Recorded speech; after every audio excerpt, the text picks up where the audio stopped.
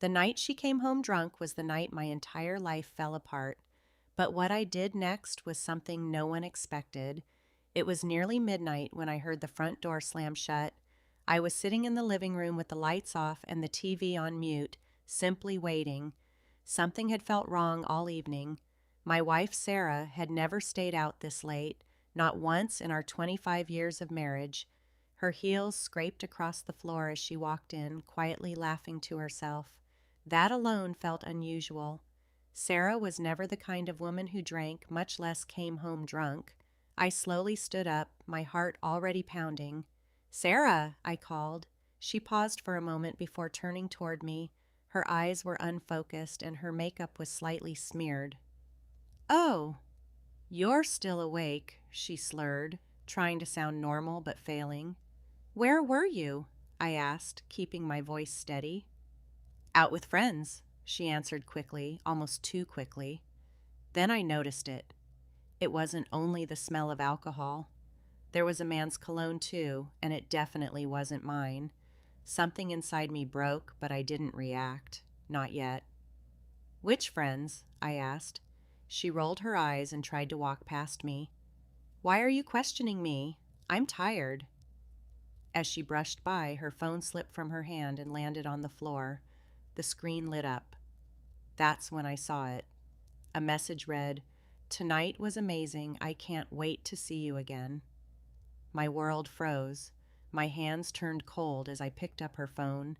My chest tightened as if someone were crushing it from the inside. 25 years.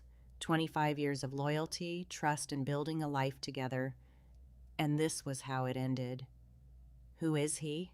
I asked quietly. She froze. Slowly she turned around. The confidence brought on by the alcohol disappeared. All that remained was fear. I can explain," she whispered, but I didn't want an explanation. I wanted the truth. And over the next 20 minutes, I got it. His name was Daniel. She met him at work. She said it started innocently with conversations, then lunches, then late nights, and eventually everything else. "For how long?" I asked, my voice barely above a whisper. She looked down. 2 years. 2 years.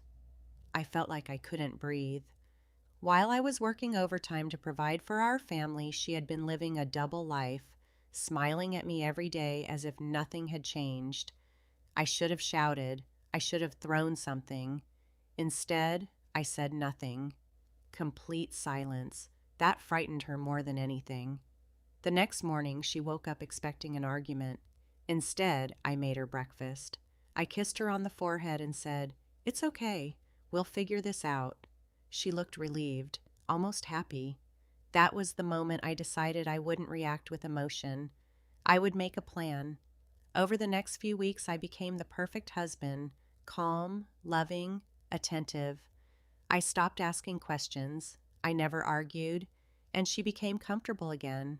Too comfortable. Meanwhile, I quietly gathered everything, screenshots of messages, call logs, photos, even recordings of her late-night conversations. I hired a lawyer, transferred my assets, prepared every detail carefully. Then I waited. Our 25th wedding anniversary finally arrived. She organized a large dinner and invited family, friends, and several co-workers.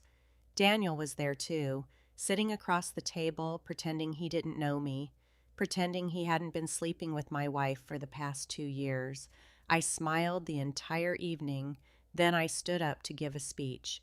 25 years ago, I married the love of my life, I began, raising my glass. I trusted her with everything I had, my heart, my loyalty, and my future. Everyone smiled. Sarah looked emotional. "But sometimes," I continued, my voice growing quieter, "the person you trust the most becomes the one who hurts you the deepest." The room fell silent. Sarah's smile disappeared. I reached into my pocket, pulled out a small remote, and pressed a button. The television behind me came to life. One by one, the messages appeared, then the photos, then the call recordings, everything. Gasps echoed throughout the room. Sarah's face turned completely pale. Daniel looked like he wanted the ground to swallow him. "This," I said calmly, "is the woman I've been married to for 25 years. Tears streamed down Sarah's face.